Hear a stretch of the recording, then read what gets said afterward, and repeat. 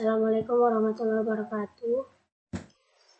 Perkenalkan, nama saya Suci Mutia, NIM 2201800158, akan menjelaskan tugas ketiga, yaitu implementasi dan perintah-perintah pada TCP.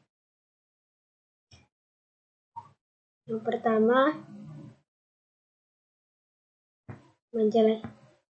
pertama berfungsi untuk mengganti direktori kerja saat ini. Hasilnya, jika berhasil, akan berpindah ke direktori yang ditentukan. Selanjutnya yang kedua, berfungsi membersihkan tampilan layar. Maka hasilnya layar akan bersih dari teks sebelumnya. Selanjutnya yang ketiga, berfungsi menampilkan bantuan untuk perintah CLS. Hasilnya menampilkan informasi bantuan untuk pengguna CLS. Selanjutnya yang keempat, berfungsi menampilkan bantuan untuk perintah dir. Hasilnya menampilkan informasi bantuan untuk pengguna dir. Yang kelima, berfungsi menampilkan konfigurasi IP untuk semua antarmuka pada komputer. Hasilnya menampilkan informasi seperti alamat IP, subnet, dan gateway untuk ACT antarmuka.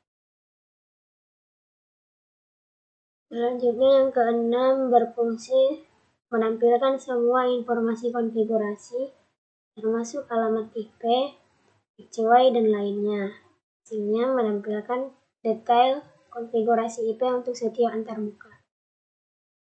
Yang ketujuh, berfungsi menampilkan bantuan untuk perintah ifconfig. Hasilnya menampilkan informasi bantuan untuk penggunaan ifconfig. Yang kedelapan, berfungsi melepaskan alamat IP dari semua antarmuka. Hasilnya alamat IP untuk semua antarmuka akan dihapus. Yang kesembilan, berfungsi memperbarui alamat IP dari semua antarmuka. Hasilnya mendapatkan alamat IP baru untuk setiap antarmuka. 10. Berfungsi untuk menampilkan cache DNS yang sedang digunakan oleh sistem. Hasilnya menampilkan daftar entry DNS yang di-cache. Selanjutnya yang ke-11, berfungsi untuk mengosongkan cache DNS. Hasilnya cache DNS akan dikosongkan. Yang ke-12, berfungsi mendaftarkan semua alamat IP dan menghapus semua nama DNS yang terdaftar dengan komputer. Hasilnya mendaftarkan ulang alamat IP dan menghapus entry DNS yang terdaftar. Yang ke-13, berfungsi mengukur waktu respons antara komputer lokal dan tujuan jaringan menggunakan ICMP. Hasilnya akan menampilkan waktu respons atau pesan kesalahan jika tidak dapat mencapai tujuan. Yang ke-14, berfungsi menampilkan statistik koneksi jaringan, routing kabel, antarmuka, dan port yang sedang digunakan. Hasilnya akan menampilkan informasi koneksi jaringan aktif. Yang ke-15, berfungsi melacak rute paket ke tujuan dan menampilkan jumlah hop serta waktu yang diperlukan untuk setiap hop. Hasilnya menampilkan daftar hop dengan waktu respons.